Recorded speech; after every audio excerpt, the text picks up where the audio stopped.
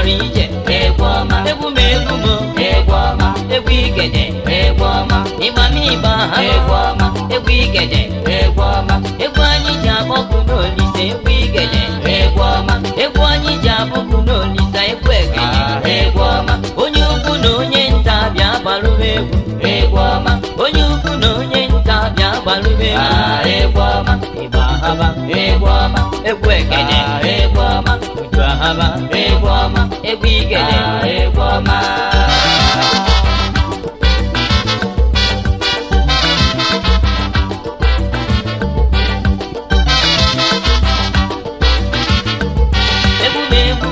egwoma egwumegumo egwoma egwumegumo egwoma egwoma imamiba haba egwigede egwoma udumude haba egwigede egwoma onye ukwu na onye nta bịa gbalụmegwu egwoma onye ukwu na onye nta bịa gbalụmegwu egwoma egwu anyị ji akpọpụ n'olise egwu egede egwoma ịgbahaba egwoma ụjahaba egwoma ịgbahaba egwoma egwu egede egwoma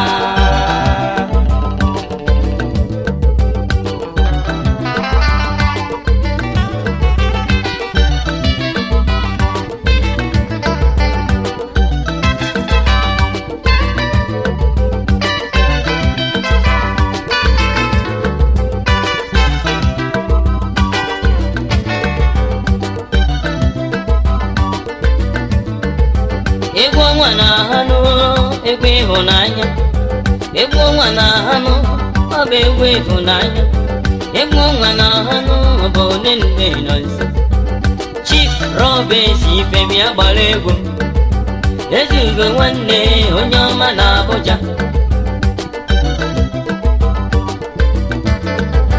Nze eze nwago Okafọ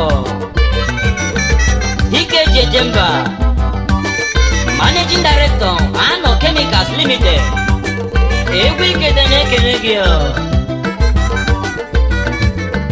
Chief Jeti Osude Ọdụọkụmkpọ ezigbo nwafọ Igbo ukwu Director Solar Industries Nigeria Limited onye ama njem ọnụ Chief R.O. Onyejiaka eze kwesịrị Managing Director Rosa Sodas n'Igbo ukwu Nze J.M. Umekafọ Ezodumegwu Architect anyị nụ Elias 1414 Engineer Barnabas Udoye Utifa Ezi nwanne dịkwa n'ụtọ onye na-asị ya na nwanne amana Chairman Executive Director Banabon Engineering Services Nigeria Limited nwanne dị na mba gbanie onye a na-ekwu nwere ife ọ na-emenụ Chief Alon Ojeji ya gbaị Ezugo nwa na-asị Igbo Odogwu Director Agbai Technical West Africa Limited Communication Master Sabisi Ezenwoye Ọnụọla Director Ezenwoye Trading Company Nigeria Limited na Port Harcourt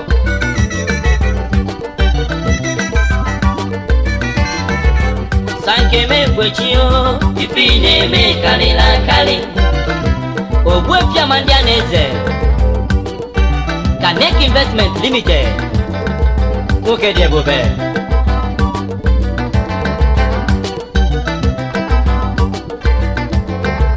Sa ABC Azike Ezechi na Warohia AC Harmony Limited ndị ọma mmadụ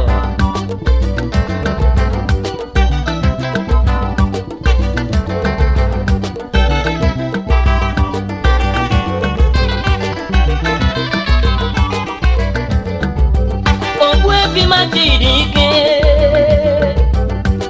eziokwu achịghị obodo Kotogalunga Director Mata Industries Limited Aye oh, aye oh, aye oh, aye. Aye, ichimu kenelugi. Aye, chifalon eleation konkwon. Aye, elifom. Aye, Climax Industries Limited. Aye, Chukwu Jekwu Ọkọdụm. Aye, Elias Jebitex. Aye, Managing Director. Aye, C-Mayor Link Resources Nigeria Limited. Aye, Importer, Exporter, Shipping Services. Aye, Anyine Kenezi. Aye, Sapita Osafwe. Aye, Nwanne dị na mba na-alọ. Aye, aka na-eme sakofom. Aye, ibe anyị ji edi nọrọ na oke echicha na. Aye, Innocent Human na-adụ. Aye, Ikemba Investment Limited. Aye, Ikem Motors Nigeria Limited. Aye, Barrister MCK Oba. Aye, ọnụ na-ekwu ekwu na aka na-edo edo. Aye, Akachugo one. Aye, onye ọma Moses Uzebunem. Aye, MO Uzebunem and Sons Limited. Aye, ife onye na-eme na-ebute ọganilu. Aye, Samak Okoye.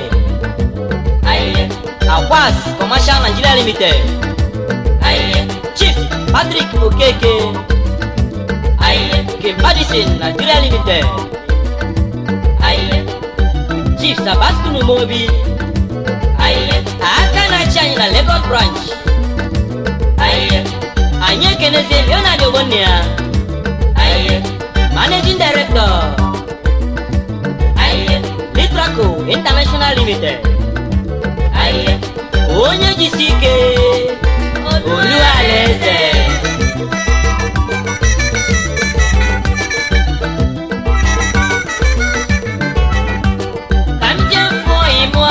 Keke Director Ato Rich Motors. Ọkwa iso na ndị na-ere ụgbọ dị mma, ụgbọ ndị ọma. Onye ọma Jefet Ụzọagụ. Elias Iwu obodo. Omenka afụrụ n'anya. Isi mụ kenelu gị ezigbo ọyị gị Kevin Nwokeke. Chairman Kebiko Motors Limited. Ezigbo nwa Ikenga. Elias Keke Million. Okwu Chukwu Manadu Sokwabilio. Okwu Overseas Valjutex Investment Limited. Dike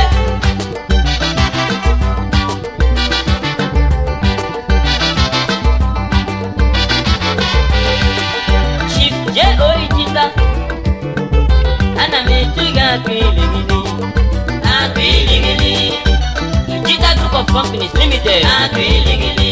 Onye mamuche monu Hijita. Yezi mwafi buku. Bodoku, bodoku.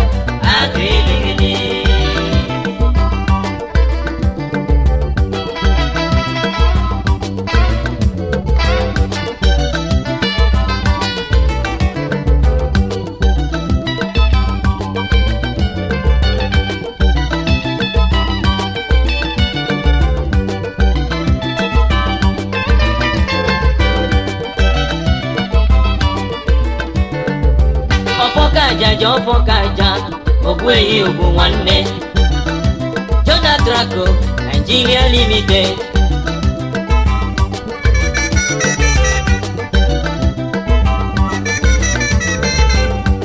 Akachukwu Awogo, Ogwefi One. Akanet International Limited. Oh, Wachinemelo, Mwade Mwanime. Kweze Chedo Otiku Jesus Enom Chenedan Electrical Limited Accra Ghana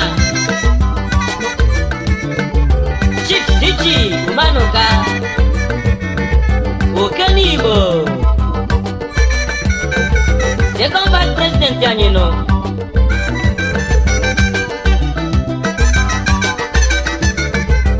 egwu m esenitego n'isi ịba ahaba ka osi aha udu ahaba ka osi aha ịba ahaba ka osi aha oluwekwenu n'omume egwu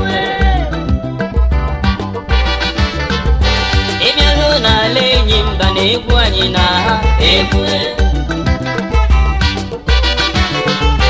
ịbịarụ na Abuja ịnụ ka egwu anyị na-akpọtụ egwu ijeruzi na Lagos na-egbu anyị na-apịọ egwu ịbada ịta n'otu Ọnịcha ịnụ ka ọ na-akpọtụ egwu itinye ụkwụ na mba ofesi ọkwa nya na-apịọ egwu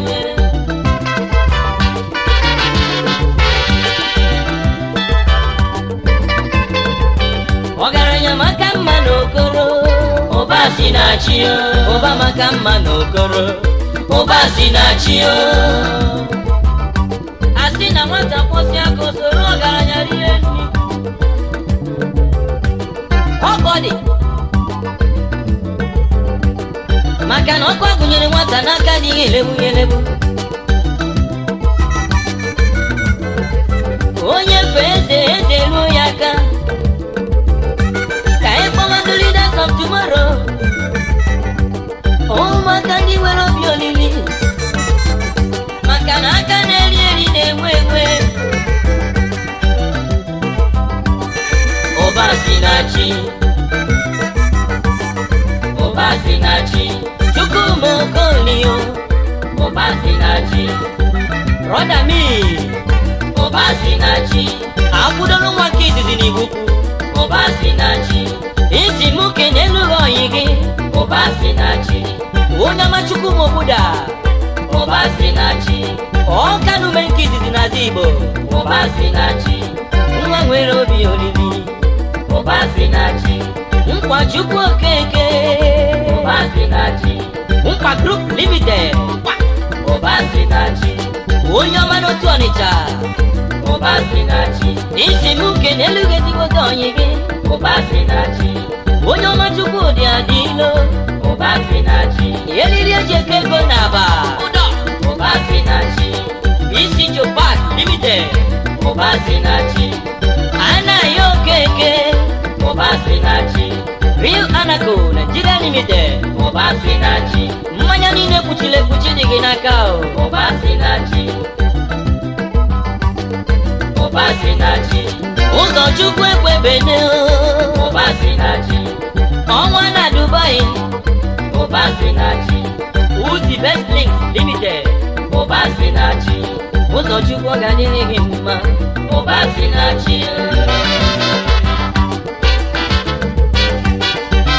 Idekosi n'Okoro otu nwa n'aka ọkwa Amarabi ụwa Director RMG Resources Limited aka na-edere anya akwụkwọ na Baroque Club of Nigeria ndị eze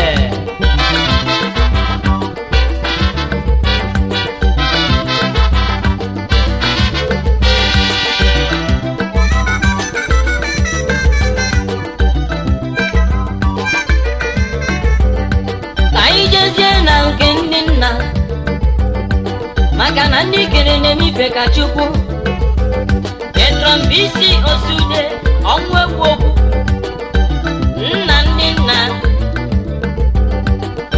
ya na odozi akụ ya Petron Ezeazuka Osude ọchịọzọ ije nwanyị m obi dị ya anyị ọ gara akwa egwu n'ụlọ ọba n'ama maka na ekesia n'ama anyị eburuzie nọta n'obi Maazị Godwin Obianọ ọnọdụ ga-adị egbe mma ezi nwafọ Igbo ukwu n'Enugu branch ịkpọziri njebe n'enyi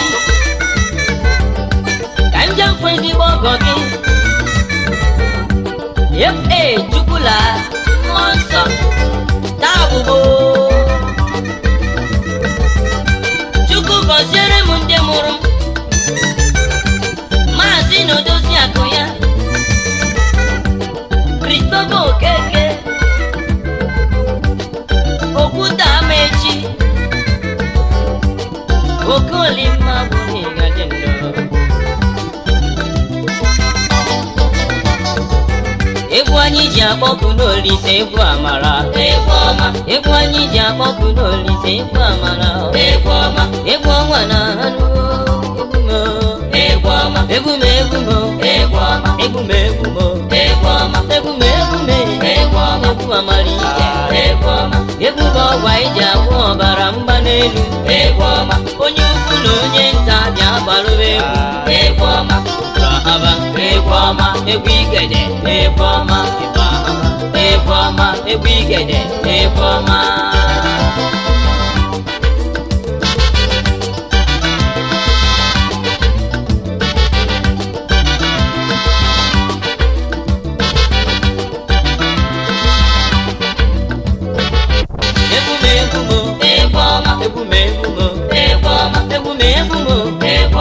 egwu igede egwu ọma ịgbamịgba egwu ọma ịbụ ụmụ eluigwe egwu ọma onye mkpọrọ aha na-egwu ahụ na-egwu egwu ọma ndị na-akpọghị aha na-egwu ahụ na-egwu na egwu ọma egwu bụ ọgwụ anyị ji agwọ ọbara mgbanelu egwu ọma onye ukwu na onye nta bịa yọrụwa egwu egwu ọma onye ukwu na onye nta bịa yọrụwa egwu egwu ọma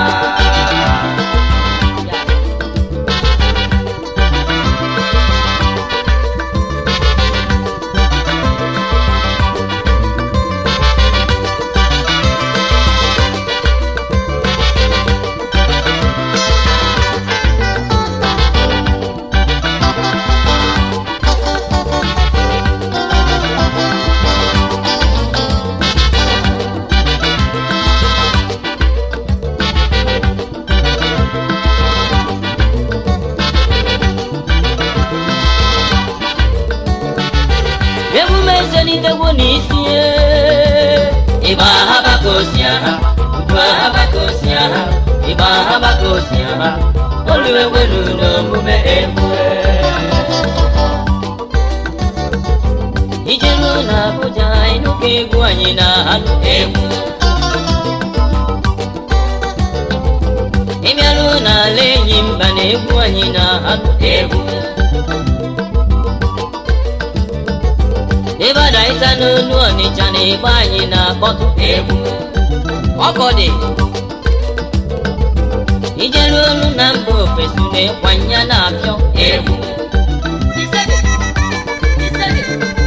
egwu m egwu m egwu ọma egwu m egwu m egwu ọma egwu m egwu m egwu ọma egwu igede egwu ọma egwu anyị ji akpọpụ n'Olise egwu amara egwu ọma egwu bụ ọgwụ anyị ji agwọ ọbara mgbanelu egwu ọma onye ukwu na onye nta bịa gbalụwa egwu egwu ọma udu ahaba ịgba ahaba egwu ọma udu ahaba egwu igede egwu ọma udu ahaba egwu amara ike egwu ọma egwu anyị ji akpọ egwu Olise egwu igede egwu ọma udu ahaba egwu ọma udu ahaba egwu ọma